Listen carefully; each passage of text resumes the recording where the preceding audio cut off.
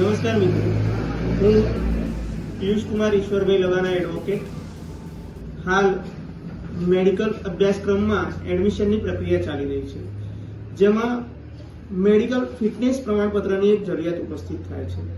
એ જરૂરિયાતના સંદર્ભે મારે પણ મારી બેબીનું ફોર્મ ભરવાનું હોય. હું પોતે ગઈકાલે તારીખ 8/7/2025ના રોજ મેઘરજ સિવિલમાં ગયેલો.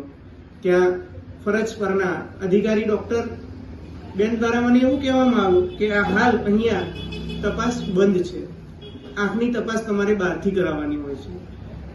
તમને જો સમય હોય તો તમે રામગઢી જઈ આવો. જેથી હું આજે સવારે વહેલો મારી બેબીને લઈને તારીખ 9/7/2025ના રોજ 11 કલાકે રામગઢી સરકારી દવાખાનામાં ગયો.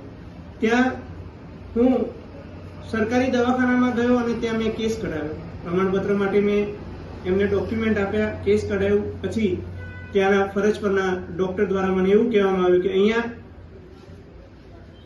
તમામ રિપોર્ટો હાલ બંધ છે, લેબ ટેકનિશિયન છે નહીં, તપાસ થતી નથી, મારે તમને કેવી રીતે પ્રમાણપત્ર આપવું? તો હું મેઘરજ ગયો, ત્યાં પણ આ જ પરિસ્થિતિ. મેઘરજથી મને રામગઢી મોકલ્યો, ત્યાં પણ આ જ પરિસ્થિતિ. તો વિદ્યાર્થીઓના વાલીઓને કરવાનું શું? આ માટે સરકારે વૈકલ્પિક વ્યવસ્થા ઊભી કરવી જોઈએ. મારો સીધો સવાલ જિલ્લા આરોગ્ય અધિકારી સાહેબશ્રીને છે કે આરોગ્ય અધિકારી સાહેબશ્રી, આપ એસી વાળા ચેમ્બરમાંથી ઉઠી અને ફિલ્ડમાં જાઓ, ત્યાંની પરિસ્થિતિ જુઓ. ત્યાં વિદ્યાર્થીઓ, દર્દીઓ કેટલા હેરાન પરેશાન થઈ રહ્યા છે. મારે સિવિલમાં જવાનું થયું. ઘણા બધા કર્મચારીઓ 12 વાગે પોતાનું દફતર, પોતાનો થેલો લઈને આવતા મેં જોયા છે. હકીકતે આવું કેટલા અંશે ચાલશે? સરકાર એવું કહે છે કે ધક્કા ખવડાવવાના નહીં. આવા અધિકારીઓ દ્વારા જ્યારે ધક્કા ખવડાવવામાં આવે છે તો ક્યાં સુધી આ બધું પૂરું થશે?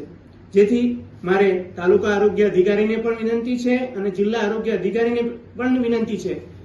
સામૂહિક આરોગ્ય કેન્દ્ર રામગઢી અને તાલુકા આરોગ્ય કેન્દ્ર મેઘરજ બંનેમાં આજે મને જવાબ આપ્યા છે. કઈ રીતના આપ્યા છે, કેવી રીતે આપ્યા છે? શું મેડિકલ ફિટનેસ પ્રમાણપત્ર આપવાની જવાબદારી મેડિકલ ઓફિસરોની નથી? કેમ મેડિકલ ઓફિસરો આપતા નથી? આવો મારો વેધક સવાલ છે.